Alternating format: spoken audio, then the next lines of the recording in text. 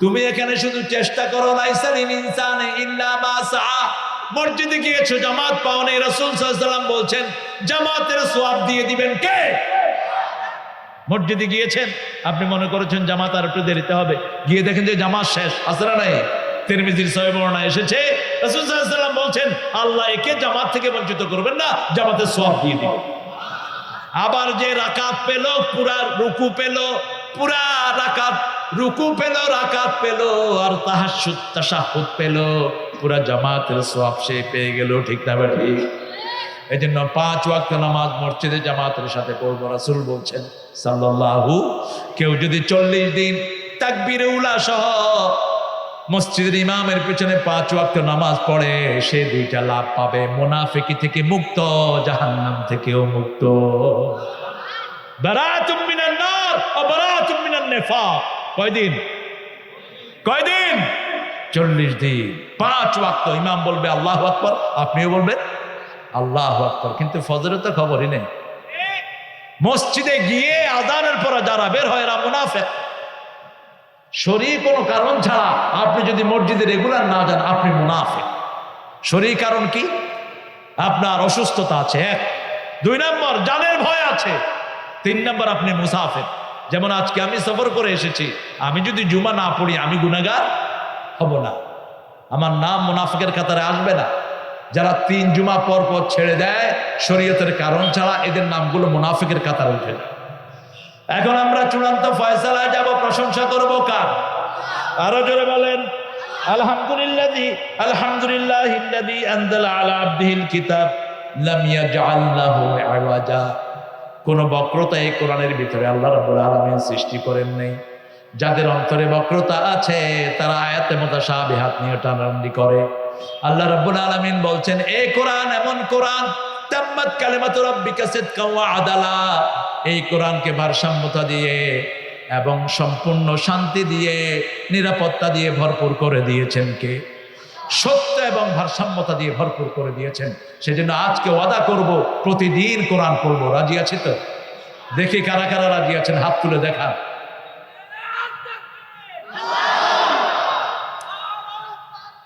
আল্লাহ হাতগুলো কবুল করুন। চিৎকার করে বলেন আমিন। আপনারা খুব ক্লান্ত হয়ে গেছেন, একটা ফাইনাল তাকবীর দেন দেখি।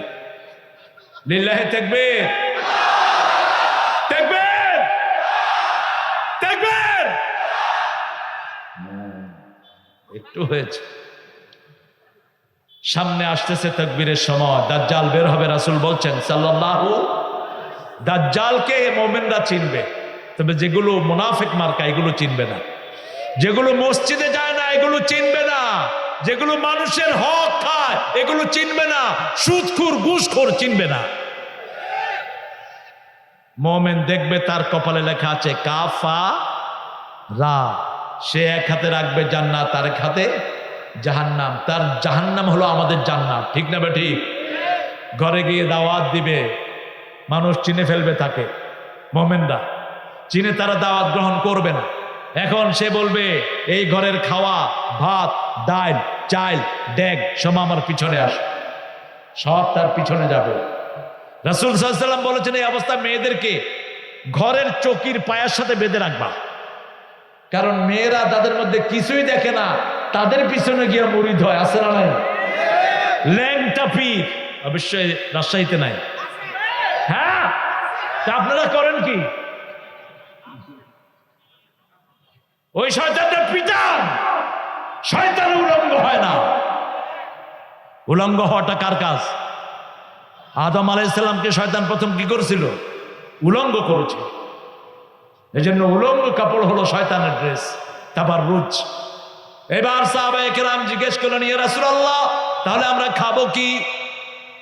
দাজ্জাল যখন আমাদের খাওয়াটা নিয়ে যাবে আমরা খাবো কি? রাসূল সাল্লাল্লাহু আলাইহি ওয়াসাল্লাম বললেন তোমরা সুবহানাল্লাহ, আলহামদুলিল্লাহ, আল্লাহু আকবার পড়বা, আল্লাহ তোমাদের পেট ভরপুর করে দিবে। এগুলো হলো আমাদের খোরাক। আমাদের কি খোরাক? সুবহানাল্লাহ, আলহামদুলিল্লাহ, লা ইলাহা, সুবহানাল্লাহ,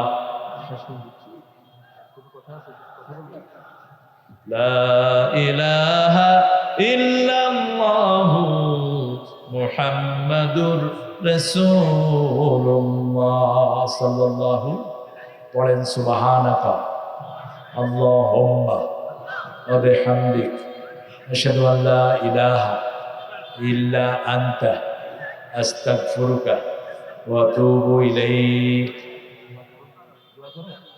কমিটি দোয়া করে, আপনারা করেন একটু। আল্লাহুম্মা আমিন। লা ইলাহা ইল্লা হুয়াল হালিম সুবহান রাব্বিল আরশিল আযীম। আল্লাহুম্মা সাল্লি ওয়া সাল্লিম আলা নাবিয়িনা মুহাম্মদ ওয়া আলা আলিহি ওয়া সাহবিহি আজমাইন। রব্বানা যালামনা আনফুসানা ওয়া ইন লাম তাগফির লানা ওয়া তারহামনা লানাকুনান্না মিনাল খাসিরিন। রব্বানা আতিনা ফিদ দুনিয়া হাসানাহ ওয়া ফিল আখিরাতি হাসানাহ ওয়া কিনা আযাবান নার। হে আল্লাহ, উজাল খুলছি হাই স্কুল মাঠ, দুর্গাপুর, রাজশাহী থেকে লক্ষ লক্ষ জনতা নিয়ে আপনার কাছে ভিক্ষার হাত তুলেছি। আমাদের জীবনের গুনাহগুলো আপনি মাফ করে দেন। আজকের সালাত, আজকের সিয়াম সহ সারা জীবনের ইবাদত আপনার শাহী দরবারে কবুল করুন। তার হাদিয়া সমস্ত আম্বিয়া কিরামের আরওয়াহ মুবারকে পৌঁছিয়ে দিন।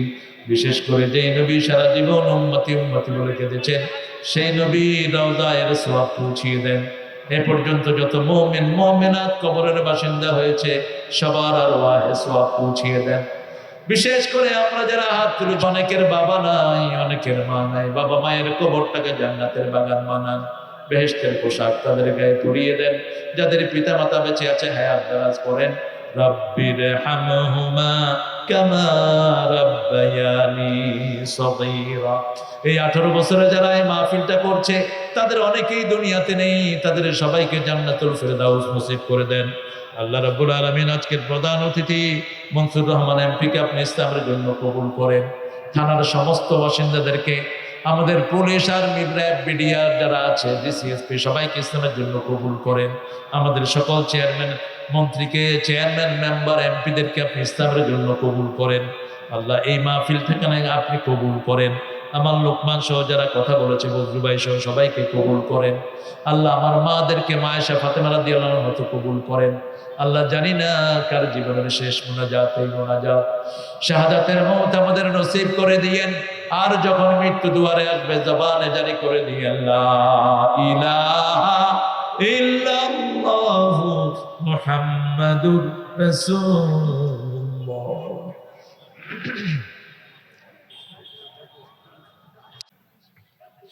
সেই হুজুর আবার এই গল্প করছে আমার সাথে।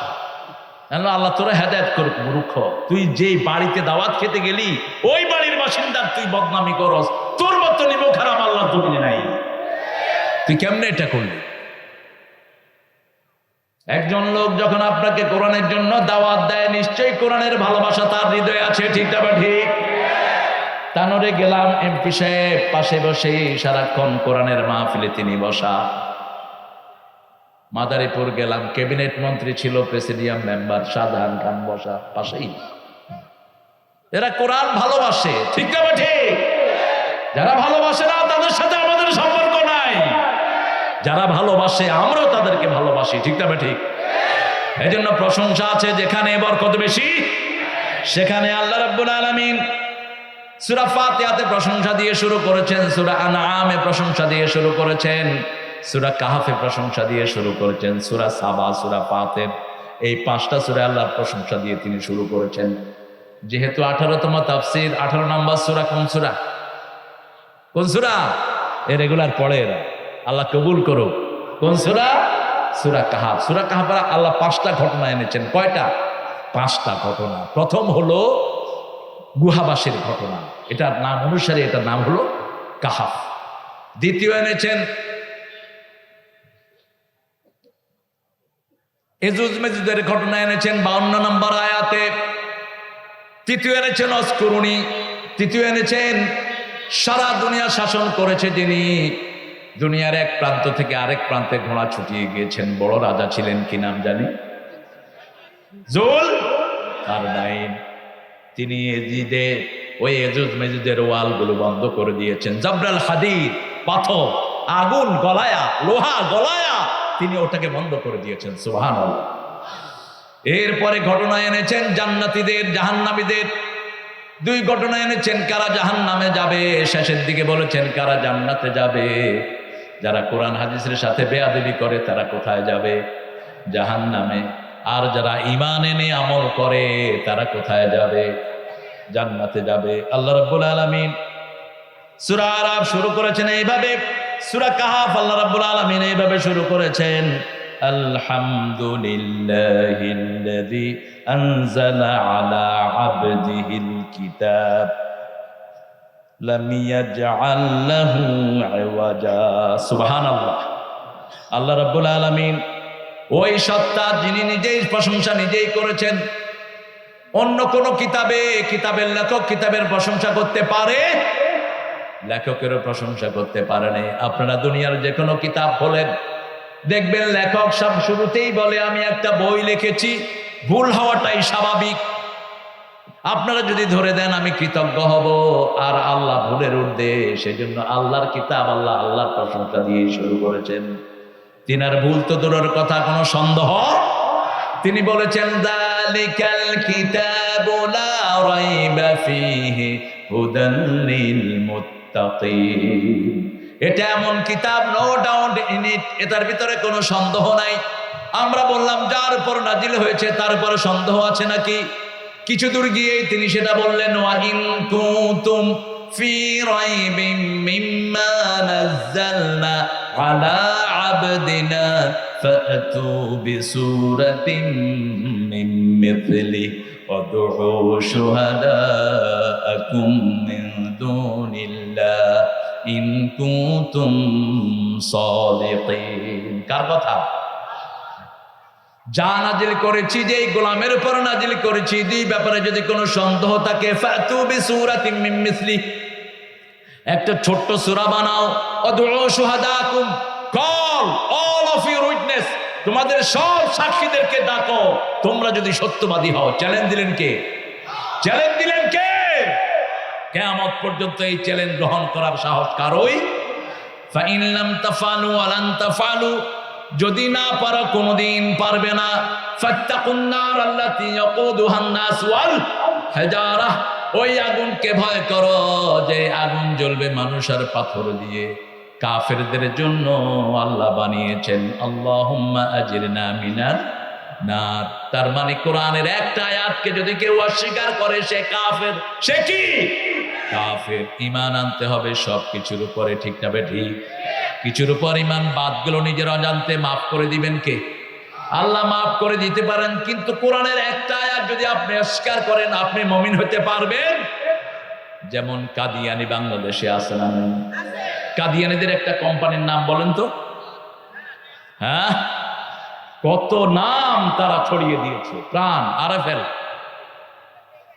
এক্সেলেন্ট, মিঠাই, এই সবগুলো তাদের কোম্পানি। এরা একটা আয়াত অস্বীকার করেছে, সূরা আহজাবের 41 নম্বর আয়াত। শেষ নবীকে মুহাম্মদ সাল্লাল্লাহু, কিন্তু এরা বলেছে না, শেষ নবী মুহাম্মদ সাল্লাল্লাহু আলাইহি ওয়াসাল্লাম না, শেষ নবী তাদের ওই গোলাম মুহাম্মদ। তারা বলে আহমদিয়া মুসলিম জামাত, আসলে তারা মুসলিম না, তারা কাফের, ঠিক না ঠিক? তবে মুসলমানদের ভেঁস ধরেছে। আল্লাহ তাদেরকে ইসলামের হেদায়েত দান করো, এই লেভেলে উঠায় দাও, এই আয়াতকে স্বীকার করো। আমরা তোমাদেরকে মুসলমান বলে বুকে টেনে নিব, ঠিক কিনা? আমরা 23 লক্ষ রোহিঙ্গাকে বুকে টেনেছি, তোমাদেরকে পারবো না কেন? কিন্তু তোমরা মিথ্যা কথা বলে মানুষকে ধোঁকা দিও না। মানুষের ঈমান নিয়ে ছিনিমিনি খেলো না। বর্তমান প্রধানমন্ত্রী, সবচেয়ে লম্বা সময়ের প্রধানমন্ত্রী, তিনি বলেছেন রাসূলের বিরুদ্ধে যারা কথা বলবে জিরো টলারেন্স, কেউ তাদেরকে বরদাস্ত করবো না, ঠিক না ঠিক? তসলিমা নাসরিনের মতো বেয়াদব কোনোদিন বাংলাদেশে ঢুকতে পারবে না, কারণ সে আমার নবীর বিরুদ্ধে কথা বলেছে, আমার রাসূলের বিরুদ্ধে কথা বলেছে। এদেরকেও বাংলাদেশ থেকে ব্যান করা হোক, এদের ব্যবসা বাণিজ্য বন্ধ করে দেওয়া হোক। সুকৌশলে মানুষকে কাফের বানাচ্ছে, খাওয়া দিচ্ছে, পড়া দিচ্ছে, গাইবান্ধাতে ওই যে পঞ্চগড়ে এবার তারা ওপেন সম্মেলন করেছে, কনফারেন্স করেছে। আমি সেখানে মাহফিলে গিয়েছিলাম। সেখানে উপজেলা পরিষদের চেয়ারম্যান যিনি, তিনি ছিলেন আমার সাথে, আনোয়ার সম্রাট। আমি তাকে বলে এসেছি যে আপনি এগুলো খেয়াল করেন, দেখেন ওরা যদি আলহামদুলিল্লাহ কোরআন পুরা মেনে নেয় আমাদের কোনো আপত্তি, তারা আমাদের ভাই, তারা আমাদের কি ভাই। কিন্তু একটা আয়াত অস্বীকার করবা, তোমরা আমাদের সাথে থাকতে পারবে না, ঠিক না বেটি? তোমরা কাফের পরিচয় নিয়ে থাকো, আমাদের কোনো আপত্তি নাই। আমাদের সমাজে বহু হিন্দু ভাই আছে, তাদের অধিকার আমরা দেই, ঠিক না বেটি? এই কিতাবে তাদের অধিকার আছে না নাই? এই জন্য প্রশংসা করলেই খুশি হন কে? আল্লাহ নিজের প্রশংসা নিজে বহু জায়গায় করেছেন। যেমন সূরা সাফফাতের শেষ আয়াতে আল্লাহ প্রশংসা করেছেন, সুবহানা রাব্বিকা রাব্বিল ইজ্জাতি আম্মা ইয়াসিফুন ওয়া সালামুন আলাল মুরসালিন আলহামদুলিল্লাহি রাব্বিল আলামিন। পড়েন, সুবহানা রাব্বিকা রাব্বিল ইজ্জাতি আম্মা ইয়াসিফুন ওয়া সালামুন আলাল মুরসালিন আলহামদুলিল্লাহি রাব্বিল আলামিন। কোন লোক যদি এই আয়াতটা পড়ে একসাথে 1,24,000 পয়গম্বরের সালাম তার নসিব হয়ে যায়, আর স্বয়ং আল্লাহ তাকে সালাম দিয়ে দেয়। 1,24,000 পয়গম্বর, এই হাদিসটা সহিহ। কেউ যদি নবীদেরকে সালাম দেয়, রাসূল বলেছেন লক্ষ লক্ষ ফেরেশতারা ঘুরছে ওই সালাম এনে আমাদের কাছে পৌঁছায়। তবে ইয়া রাসূল সালাম আলাইকা এটা বলা বেয়াদবি। আল্লাহ ইয়া নবী বলে কখনো আখ্যায়িত করেন নাই, ইয়া রাসূল বলে আখ্যায়িত করেন নাই। আল্লাহ বলেছেন ইয়া আইয়ুহান নবী ইয়া আইয়ুহার রাসূল বাল্লিগ মা উনজিলা ইলাইকা মির রাব্বিক ফাইন লাম তাফআল ফামা বাল্লাগতা রিসালাতিক। সব সময় মারফা ব্যবহার করেছেন, কারণ আল্লাহর পরে সবচেয়ে সম্মান জিনার বেশি কি নাম? কি নাম? মুহাম্মদ সাল্লাল্লাহু আলাইহি ওয়াসাল্লাম। আল্লাহর সাথে সাথে তিনি আল্লাহ। আমার মুহাম্মদ সাল্লাল্লাহু আলাইহি ওয়াসাল্লামের নাম উল্লেখ করেছেন, যেমন আজান যখন দেই আল্লাহর নামের সাক্ষীর পরে কার নাম? আশহাদু আল্লা ইলাহা ইল্লাল্লাহ, এর পরে কি? আশহাদু আন্না মুহাম্মাদার। আবার কালেমা তয়্যিবা যখন পড়ি লা ইলাহা ইল্লাল্লাহু মুহাম্মাদুর রাসূলুল্লাহ সাল্লাল্লাহু। যদি কবরের কাছে যান সেখানে সব আইম্মে কেরাম বলছেন, সেখানে আপনি বলবেন ইয়া মুহাম্মদ সাল্লাল্লাহু আসসালামু আলাইকুম ওয়া রাহমাতুল্লাহি ওয়া বারাকাতুহু। কিন্তু দূর থেকে সালাম দিলে কিভাবে দিবেন? সুবহানা রাব্বিকা রাব্বিল ইজ্জাতি আম্মা ইয়াসিফুন ওয়া সালামুন আলাল মুরসালিন আলহামদুলিল্লাহি রাব্বিল আলামিন। পারেন তো দোয়াটা? দোয়াটা পারেন না? পড়বেন, প্রতিদিন পড়বেন। বিশেষ করে একজন সাহাবী রাসূলুল্লাহ সাল্লাল্লাহু আলাইহি ওয়াসাল্লাম বলেছেন, ইয়া রাসূলুল্লাহ আমি দিনের অর্ধেক আপনার উপর দুরূদ পড়ি। রাসূল সাল্লাল্লাহু আলাইহি ওয়াসাল্লাম বললেন পড়ো। তিনি বললেন আরো বেশি পড়ি, পড়ো। তিনি আবার বললেন আরো বেশি পড়ার যোগ্যতা রাখি, পড়ো।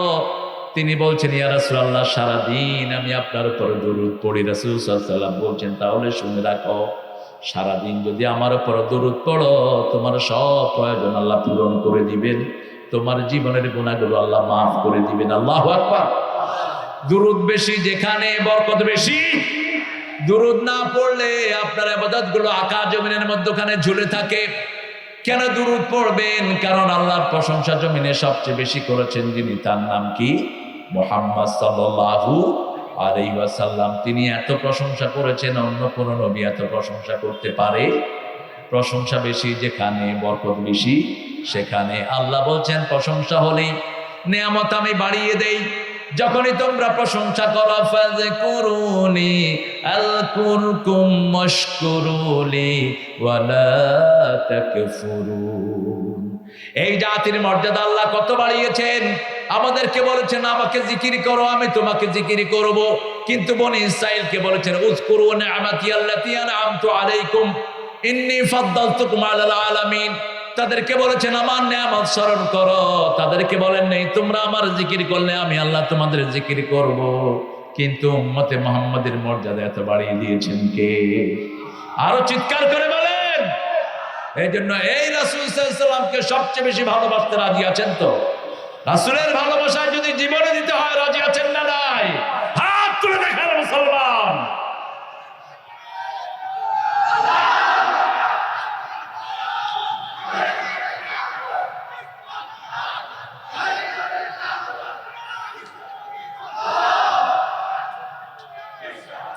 আল্লাহ কবুল করুক।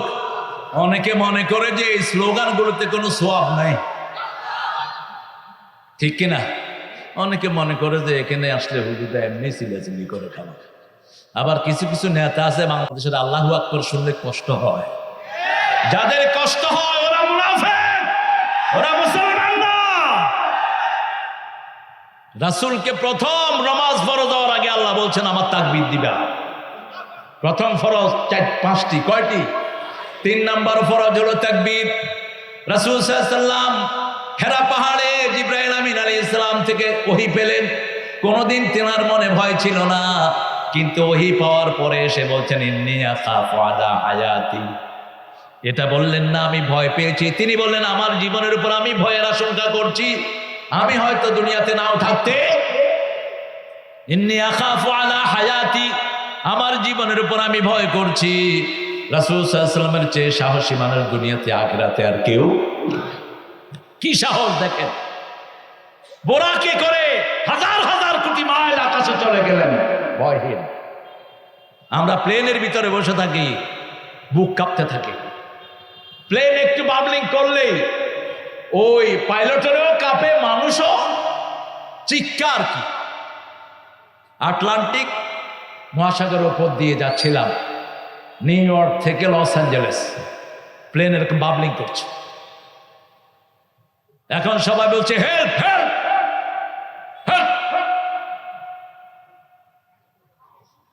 এখন আমি বললাম who's gonna help you? Help করবে কে?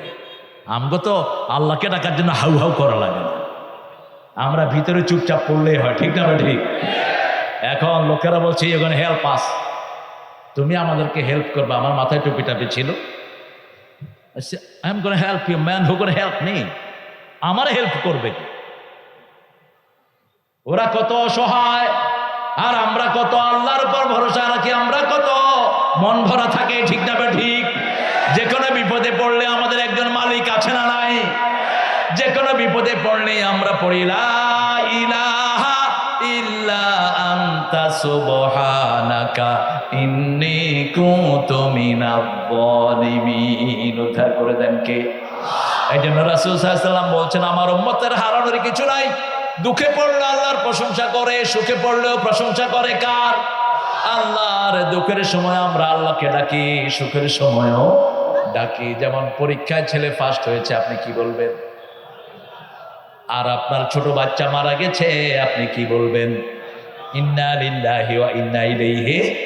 আল্লাহ বলেন যারা ইন্না লিল্লাহ পড়ে তাদের জন্য জান্নাতে একটা ঘর বানায়া দাও, ওই ঘরটার উপর লিখে দাও বাইতুল হাম, প্রশংসার ঘর। কিন্তু বাকিদের আর কোনো উপায় নাই। ছেলে মরল হায় হায়, মেয়ে মরল, বাপ আসছে বাড়িতে কিচ্ছু নাই। কোথায় আল্লাহ, কোথায় কি? ঠাকুরগাঁয়ের প্রোগ্রামে একজন হিন্দু ভাই ছিলেন, এরকম চেয়ারম্যান। তিনি মাহফিলের জন্য অত্যন্ত দরদি মনের মানুষ। তিনি ডিসির সাথে ঝগড়া করে মাহফিল নিয়ে আসছেন, পাশে বসছেন। গত বছরও ছিলেন, এই বছর আমার কানে কানে বলে দাদা আমার জন্য একটু দোয়া করবেন। আমি দোয়া করলাম আল্লাহ এই দাদার পরিবারের সবাইকে তুমি ইসলামের জন্য কবুল করো, তাদের দুঃখ কষ্ট দূর করে দাও। কি খুশি হয়ে গেছেন তিনি। আমি একটা জিনিস চিন্তা করলাম যে অন্য কোনো ধর্মে দোয়া নাই, আমাদের ইসলাম ছাড়া, ঠিক কিনা? কেউ দেখা হলো দোয়া নাই, বিদায়ের সময় দোয়া নাই। আমরা কারোর সাথে দেখা হলে প্রথম দোয়া করি আসসালামু আলাইকুম ওয়া রাহমাতুল্লাহি ওয়া বারাকাতুহু। আবার হাত মিলানোর সময় দোয়া আছে না নাই? ইয়াগফিরুল্লাহু লানা ওয়া লাকুম। বুক মিলানোর সময় দোয়া আল্লাহুম্মা জিদ মুহাব্বাতি লিল্লাহি। কি অসাধারণ দোয়া! বিদায়ের সময় দোয়া, উঠতে দোয়া, বসতে দোয়া। দোয়া মানেই প্রশংসা কার? আল্লাহ বলেছেন নবী আপনি বলেন দোয়া হিয়াল ইবাদা, দোয়া করলে ইবাদত হয়। দোয়া যারা করে তারাই ইবাদত করে। দোয়ার চেয়ে বড় ইবাদত আর কিছুই। দোয়ার হাট হলো সালাত। দোয়ার হাট কি? সালাত। এই জন্য রাসূল সাল্লাল্লাহু আলাইহি ওয়াসাল্লাম দোয়ার পরে, সালাতের পরে আবার সবাইকে মিলে হাত উঠাতেন না। কেউ যদি চাইতেন দোয়া করতেন। আমাদের এই মসনুন দোয়াগুলো ছেড়ে দেয়, নামাজের সেজদায় দোয়া করতেন রাসূল, তাকবীরে তাহরিমার পরে দোয়া করতেন, আবার সূরাতে যাওয়ার আগে দোয়া করতেন, তাকবীরে তাহরিমার পরে রাসূল কয়েকটা দোয়া পড়তেন। প্রথম পড়তেন ইন্নী ওয়াজ্জাহাতু। কষ্ট হচ্ছে আপনাদের? হ্যাঁ,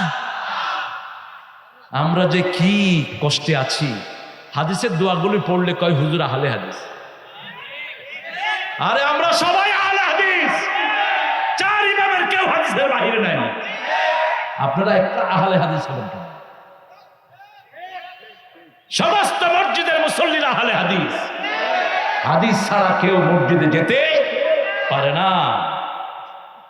ইমাম আবু হানিফার নামে মিথ্যা কথা কয়। তোমরা ইমাম আবু হানিফার নামাজ জানো না, রোজা জানো না। এই লোকটা সারা জীবন বলেছে যা সহাল হাদিস ফাহুয়া মাযহাবি, সব সহিহ হাদিস আমার মাযহাব। কি জানো ইমাম আবু হানিফা সম্পর্কে? তার ফিকহুল আকবরের উপর সারা পৃথিবীর আকীদা তহাবিয়া, যেটা ইমাম আবু হানিফার ফিকহুল আকবরের উপর সেটা প্রতিষ্ঠিত। রাসূল সাল্লাল্লাহু আলাইহি ওয়াসাল্লাম যা করেছেন আমরাও তা করব, ঠিক না ঠিক? সব ইমাম তাই করেছেন। রাসূল সাল্লাল্লাহু আলাইহি ওয়াসাল্লাম সালাতে দাঁড়াতেন, আমরা আগে মনে করতাম এটা জায়নামাজের দোয়া। জায়নামাজে দাঁড়িয়ে অনেকে পড়তেন ইন্নী ওয়াজ্জাহাতু ওয়াজহিয়া লিল্লাযী। পরে হাদিস পড়ে দেখি এটা রাসূল তাকবীরে তাহরিমা বেদেই প্রথম পড়তেন ইন্নী ওয়াজ্জাহাতু ওয়াজহিয়া লিল্লাযী। তারপরে পড়তেন কুল ইন্না সলাতি ওয়া নুসুকি ওয়া মাহইয়ায়া ওয়া মামাতি লিল্লাহি রাব্বিল আবিযালিকা উমিরতু আনা আউয়ালুল মুসলিমিন ওয়া আনা মিনাল মুসলিমিনও পড়তেন। এরপরে পড়তেন কখনো কখনো সুবহানাকা আল্লাহুম্মা বিহামদিক ওয়া তাবারাকা ইসমুকা ওয়া তাআলা জাদ্দুকা ওয়া লা ইলাহা গায়রুকা। আবার পড়তেন আল্লাহুম্মা বাঈদ বাইনি ওয়া বাইনা খাতায়া কামা বা'আদতা বাইনাল মাশরিক ওয়াল মাগরিব। আল্লাহুম্মা নাক্কিনি মিন খাতায়া কামা ইয়ানকাস সাওয়াদ আবিয়াদ মিনাদ দানাস ওয়াগসিলনি মিন খাতায়া বিল মাই ওয়াস সালজি ওয়াল বারদ। কি অসাধারণ দোয়া! আবার যখন তিনি তাহাজ্জুদ পড়তেন আরো দোয়া বাড়াতেন, আনতাল আউয়ালু লাইসা ক্বাবলাকা শাই আনতাল আখিরু লাইসা বা'দ। কষ্ট হচ্ছে আপনাদের? হ্যাঁ, সারাত আপনার সারাত থাকবেন, আমি চলে যাব। আমি আর চেয়ারম্যান সাহেব চলে যাবে। হ্যাঁ, এত রাত্রে উঠেলেন কেন? রাসূল সাল্লাল্লাহু আলাইহি ওয়াসাল্লাম তো আসার পরে কখনো আলোচনাই করেন, আপনি এত রাতে উঠেলেন কেন? হ্যাঁ, ভবিষ্যতে এটা মনে রাখবেন। ভবিষ্যতে যারা আমারে এখন লেট করে দিচ্ছে আর এজন্য হাফিল দেব না। আমারে বলছে 8টায় দিবে, ঠেলতে ঠেলতে এই যে এই পোলাটা, এই আজাদ ভাই ভালো মানুষ, আজাদ ভাই জানে না ভালো তো আমার এত দেরিতে দিচ্ছে কেন? আল্লাহ কবুল করুক। আপনার যদি মনোযোগ থাকে তাহলে আমি আসছি ইনশাআল্লাহ। নামাজ সালাত আমরা ধ্বংস করে দিয়েছি। আহারে, মসজিদে যদি রাসূল সাল্লাল্লাহু আলাইহি ওয়াসাল্লাম এখন আসতেন, মুসল্লিদেরকে যে কি হারে পিটাইতেন, কইতেন যে এই নামাজ পাইছ কই, এই নামাজ পাইলি কই? নামাজের কাতারে দাঁড়ায় মধ্যখান দিয়ে ছাগল তো দূরের কথা, গরু ঢুকতে পারবে। মনে হয় এক মুসল্লি আরেক মুসল্লির সাথে বাজে না, গায়ে ঘু। কি আজীব! ইমাম সাহেবেরা কোনো কথাও বলেন না। পশ্চিম দিকে কেবলামুখী হয়ে কাতার সোজা করুন, হাদিসগুলো পড়ো। ইমামের মুসল্লায় আছো, হাদিস পড়ে মুসল্লায় দাঁড়াও। রাসূল সাল্লাল্লাহু আলাইহি ওয়াসাল্লাম ইকামতের পরেই মুসল্লিদের দিকে ঘুরতেন, ঘুরে বলতেন ইস্তাউ ইয়াতাদিলু তারাসাউ আসাদুল খালাল। কাতার সোজা করো, লেগে লেগে দাঁড়াও। আমি দেখেছি শয়তান ছাগলের বাচ্চার মতো কাতারের ভিতরে ঢুকে। শয়তানের জন্য জায়গা রেখো না। সাহাবায়ে কেরামের জামার এই 5টা ছিটত, এটা যে ইমাম আবু হানিফা করেননি, আপনারা বুঝেন কেমন? আহারে, কি বাজে জাম দেয়। ইমাম আবু হানিফা রাহমাতুল্লাহ এটা করেছেন দেখেই মসজিদে নববীর নিচে সবচেয়ে বড় লাইব্রেরি হলো ইমাম আবু হানিফার নামে। আমার রাসূল করেছেন, আমরাও করব, ঠিক না ঠিক? কাতার সোজা হওয়া পর্যন্ত তিনি ঘুরতেন না। আবার কিবলামুখী হয়ে তিনি ডান দিকে ফিরে পড়তেন, ইআতাদিলু ইস্তাউ। বাম দিকে ফিরে বলতেন ইস্তাউ ইআতাদিলু। মিশকাতে কিতাবুস সালাত পড়েন, হাদিসগুলো পেয়ে যাবেন। এরপরে রাসূল সাল্লাল্লাহু আলাইহি ওয়াসাল্লাম তাকবীরে তাহরিমা বাঁধতেন, তারপরে দোয়াগুলো পড়তেন, কুল ইন্না সালাতি ওয়া নুসুকি, তারপর পড়তেন ইন্নী ওয়াজ্জাহাতু, তারপরে কখনো কখনো যখন একা পড়তেন এগুলো বেশি পড়তেন, ইস্তেগফার 10 বার পড়তেন, সুবহানাল্লাহ 10 বার, আলহামদুলিল্লাহ 10 বার, আল্লাহু আকবার 10 বার, লা ইলাহা 10 বার। এরপরে কখনো কখনো পড়তেন আল্লাহু আকবার কাবীরা, আলহামদুলিল্লাহি কাসীরা, সুবহানাল্লাহি বুকরাতাও। এই দোয়াটা যারা পড়ে আকাশের সব দুয়ার আল্লাহ তার জন্য খুলে দেয়, সমস্ত রহমতের দুয়ার তার জন্য খোলা। এরপরে সূরা ফাতিহা পড়তেন। আমরা যেভাবে এক নিঃশ্বাসে সূরা ফাতিহা পড়ি এভাবে জীবনেও তিনি সূরা ফাতিহা পড়েন। তিনি বলতেন কুসিমাতিস সালাতু বাইনি ওয়া বাইনা আবদি নিসফাইন। এই জন্যই পড়ছি কারণ সালাত হলো আল্লাহর প্রশংসার হাট, ঠিক না ঠিক? সালাতের শুরু থেকে শেষ পর্যন্ত প্রশংসা কার? এই জন্য আল্লাহ সবচেয়ে খুশি হয় কি করলে? সেজদা দিলে। সেজদা দিলে সবচেয়ে খুশি কে? আর রাসূলের সবচেয়ে চক্ষু শীতলকারী কাজ কোনটা ছিল? রাসূল বলতেন তিনটা জিনিস আমার সবচেয়ে প্রিয়, হুব্বিবা ইলাইয়া মিন দুনিয়াকুম সালাসা, from your world Allah made very beloved to me. আল্লাহ তিনটা জিনিস তোমাদের দুনিয়া থেকে আমার খুব ভালোবাসার করেছেন। তোমাদের দুনিয়া, দেখেন শব্দ চয়ন কি, রাসূল কখনো আমার দুনিয়া বললেন না, তোমাদের দুনিয়া। তোমরা যারা দুনিয়ার টেন্ডারবাজির জন্য মানুষের গায়ে হাত তোলো, দুনিয়ার চুরি ডাকাতির জন্য মানুষের গায়ে হাত তোলো, সম্পদ লুটেপুটে খায়, ঠিক না ঠিক? রাস্তাগুলো আস্তে আস্তে দেখলাম কয়েক জায়গায় ভাঙা, রাস্তার ওই ইট বালু নিশ্চয়ই কোন কন্ট্রাক্টরের পেটে ঢুকে গেছে। হ্যাঁ, খাও কুলু আতামাত্তাউ, কিয়ামতের ময়দানে ঘাড়ে করে উঠবা। চিন্তা করলাম এত ছোট গানে এত বড় খাওয়া কেমনে হবে? আল্লাহর হাবিব সাল্লাল্লাহু আলাইহি ওয়াসাল্লাম বলছেন এক এক কাফেরের দাঁত উহুদ পাহাড়ের মতো হবে।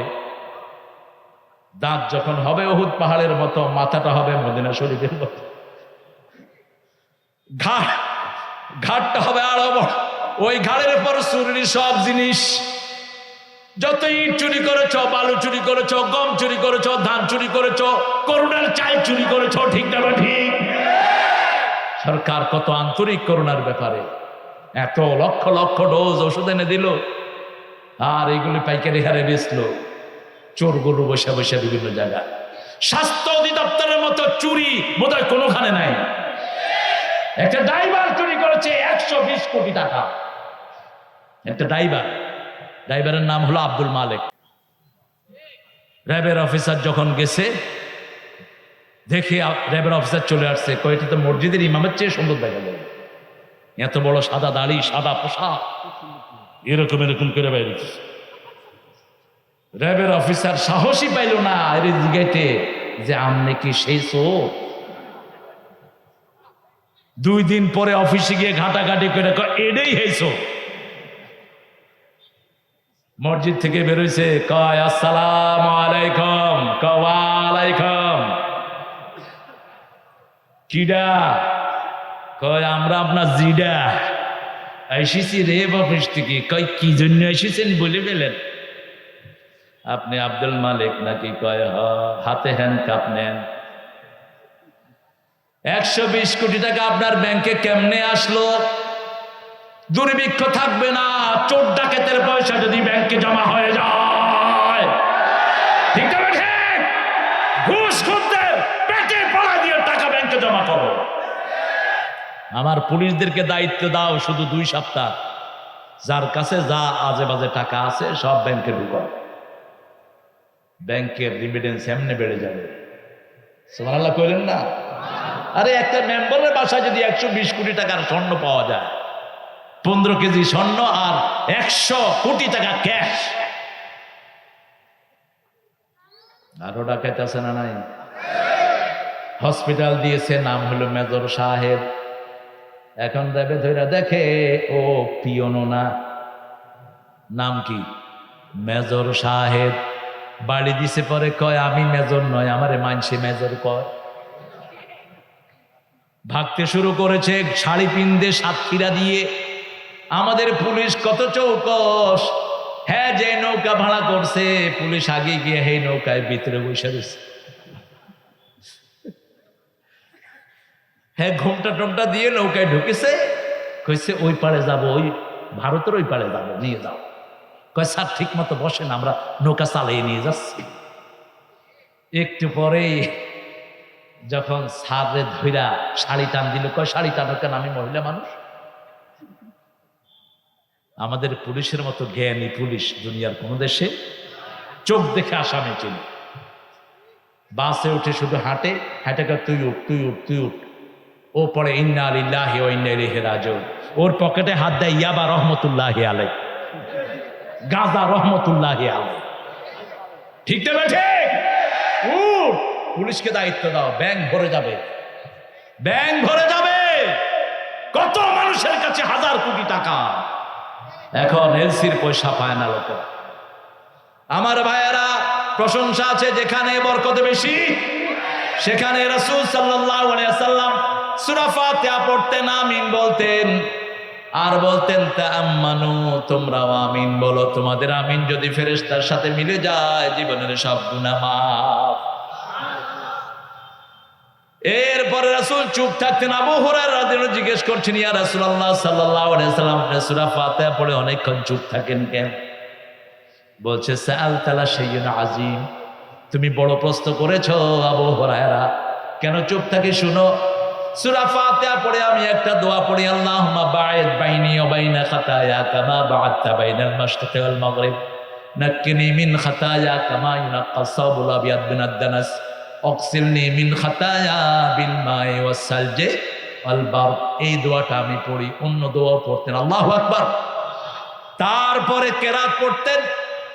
কেরাতের ভিতরে যদি জাহান্নামের আয়াত আসতো, রাসূল পড়তেন আল্লাহুম্মা আজরিনা মিনার, উম্মতের শিখার জন্য। জান্নাতের কথা আসলে জান্নাতের কথা বলতেন।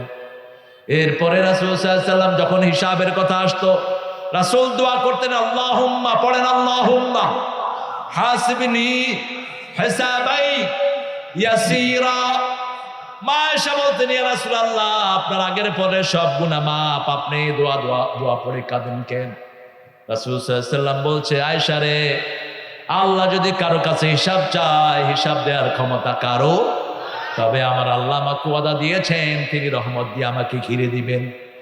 উম্মতের নাজাতের জন্যই তিনি পড়তেন আল্লাহুম্মা আজরিনা মিনান নার। তিনি পড়তেন আল্লাহুম্মা হাসিবনি হিসাবান ইয়াসীরা। হিসাব সহজ করে দেন মানে বিনা হিসাবে ছেড়ে দেন। কাকে আল্লাহ বিনা হিসাবে ছাড়বেন সেটাও কোরআনে আছে না নাই? আম্মা মান উতিয়া কিতাবাহু বিয়ামিনিহি ফাসাউফা ইউহাসাবু হিসাবান ইয়াসীরা ওয়া ইয়ানকালিবু ইলা আহলিহি মাসরুরা।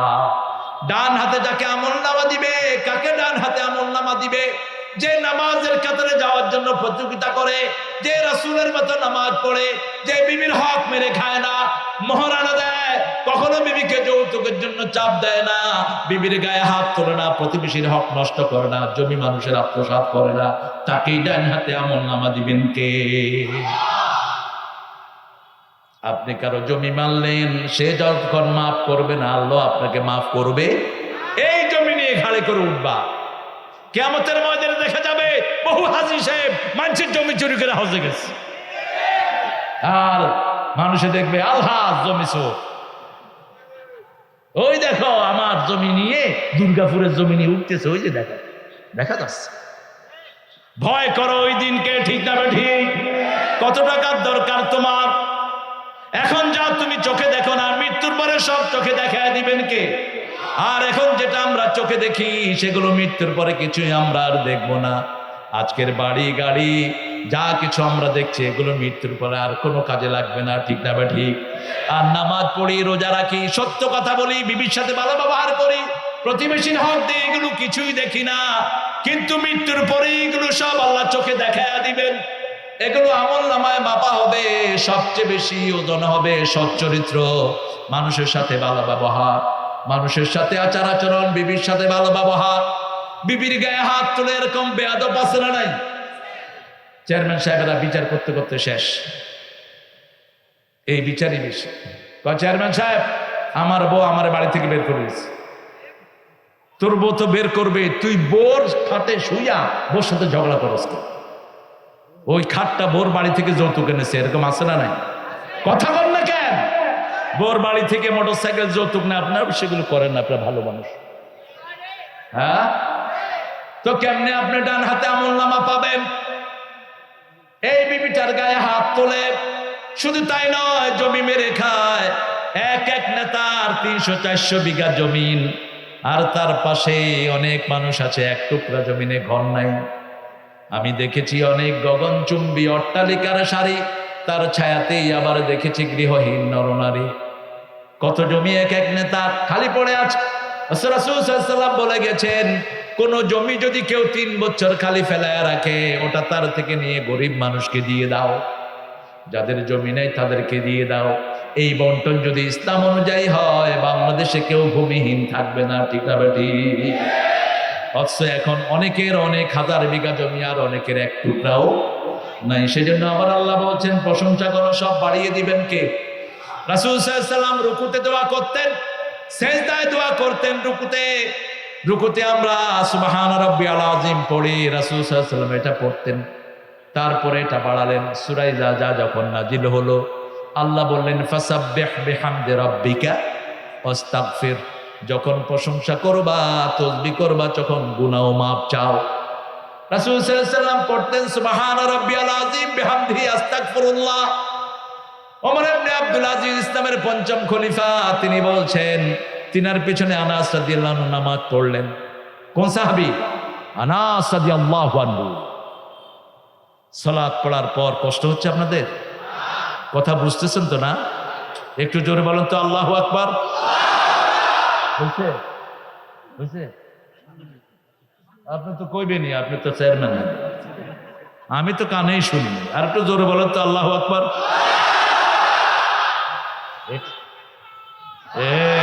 আল্লাহু আকবার। এটা ভালো করে শানিত করবেন। এটার চেয়ে বড় অস্ত্র আর একটাও। ওরা নিয়ে আসো বিভিন্ন অস্ত্র, আপনি শুধু আল্লাহু আকবার করে দৌড়ানি দেন, অস্ত্র টিপার সাহস ওরা পাবে না।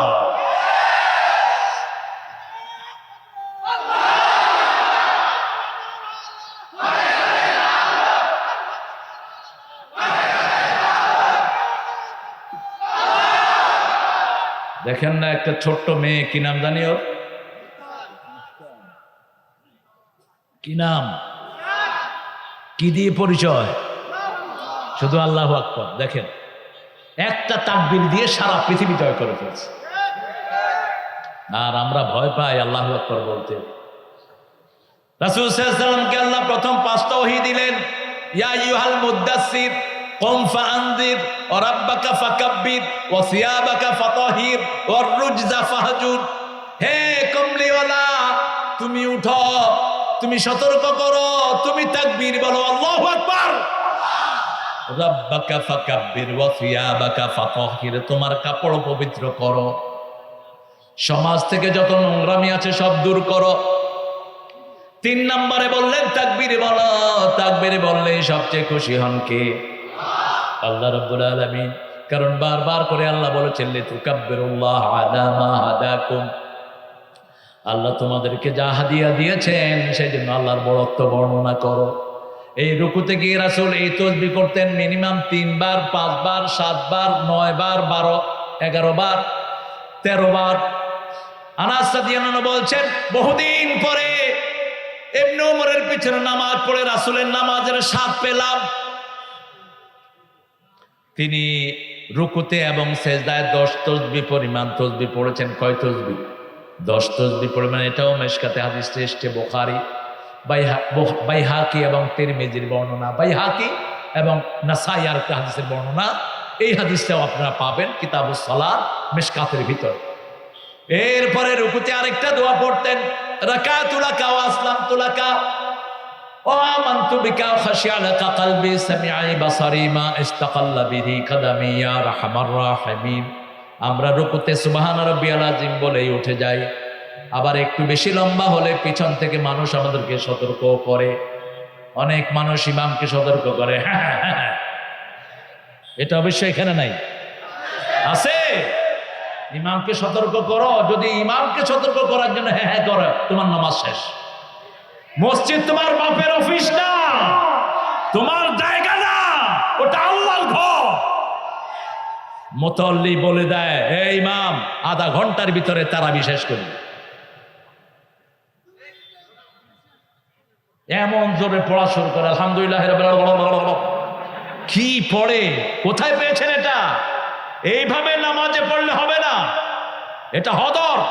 নামাজে পড়তে হবে ওরাত্তিল কোরআনা, ওরাত্তিল কোরআনা। কার কথা? কার কথা এটা? আল্লাহর কথা। সূরা মুজাম্মিল, ইয়া আইয়ুহাল মুজাম্মিল কুমিল লাইলা ইল্লা ক্বালিলা নিসফাহু আও ইনকুস মিনহু ক্বালিলা আও জিদ আলাইহি ওয়ারাত্তিলিল কুরআনা তারতিলা। মা আয়েশা রাদিয়াল্লাহু আনহা বলছেন, রাসূল সাল্লাল্লাহু আলাইহি ওয়াসাল্লাম যখন সালাতে সূরা ফাতিহা পড়তেন, সাহাবায়ে কেরাম ইজমালি ভাবে বলছেন এত থেমে থেমে পড়তেন, এক আয়াত পড়ে থেমে থাকতেন, আমাদের মনে হতো পরের আয়াত তিনি ভুলেই গিয়েছে। সেজদায় যেতেন, এত লম্বা সময় থাকতেন। বিশেষ করে তাহাজ্জুদের সালাতের কথা বলছেন মা আয়েশা, এত লম্বা সময় সেজদায় থাকতেন, আমার মনে হতো কাবজাত রূহা, সেজদায় রাসূল মারা গিয়েছেন।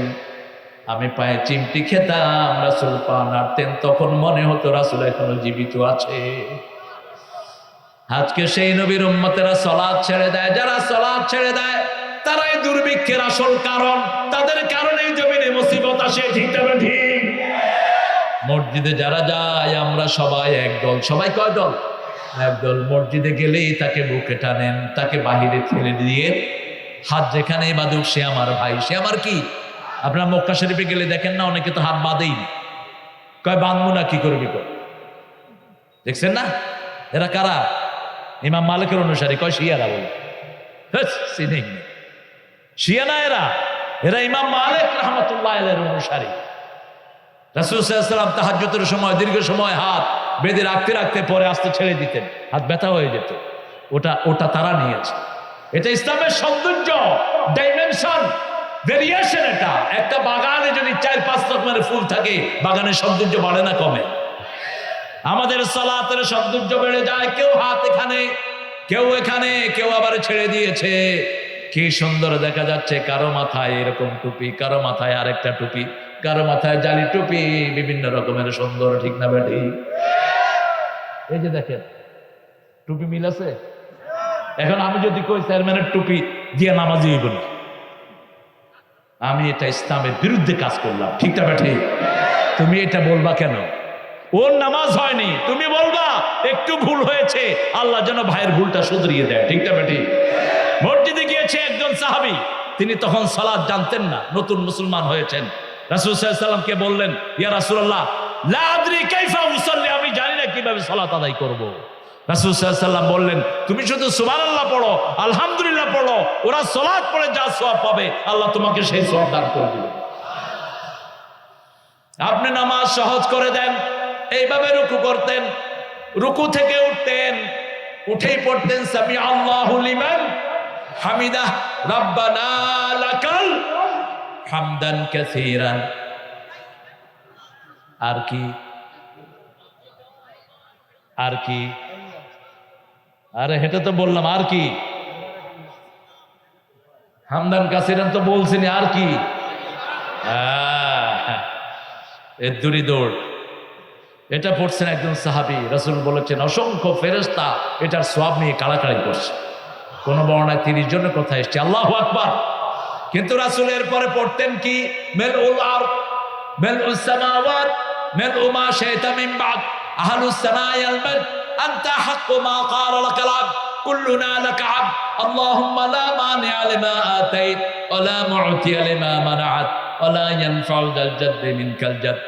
সাহাবায়ে কেরাম বলতেন রাসূল সিজদায় গেলে মনে হতো আর উঠবেন না, রুকুতে গেলে মনে হতো আর উঠবেন না, দাঁড়ালে মনে হতো আর সিজদায় যাবেন না, সোজা হয়ে দাঁড়ান। এরকম করে উঠেই আবার সোজা না হতে যারা সিজদায় যায় নামাজ হয় না তাদের। এরকম রুকুতে যাবেন যাতে পিঠ সোজা থাকে। কষ্ট হচ্ছে? মনে কষ্ট পাচ্ছেন? সিজদায় গেলেন, সিজদায় রাসূল কিভাবে যেতেন? বলছে কুকুর যেভাবে বসে এইভাবে সিজদায় যেও না, হাত দুটি উঁচে রাখেন। যাতে এখান দিয়ে একটা ছাগলের বাচ্চা যাতায়াত করতে পারে। এমনি করে সেজদা করেন না, হাত উঁচু। সেজদায় গিয়ে রাসূল সাল্লাল্লাহু আলাইহি ওয়াসাল্লাম পড়তেন সুবহানা রাব্বিয়াল আলা বিহামদিহি আস্তাগফিরুল্লাহ। এরপরে পড়তেন রাসূল সাল্লাল্লাহু আলাইহি ওয়াসাল্লাম আল্লাহুম্মা গফিরলি যামবি কুল্লাহ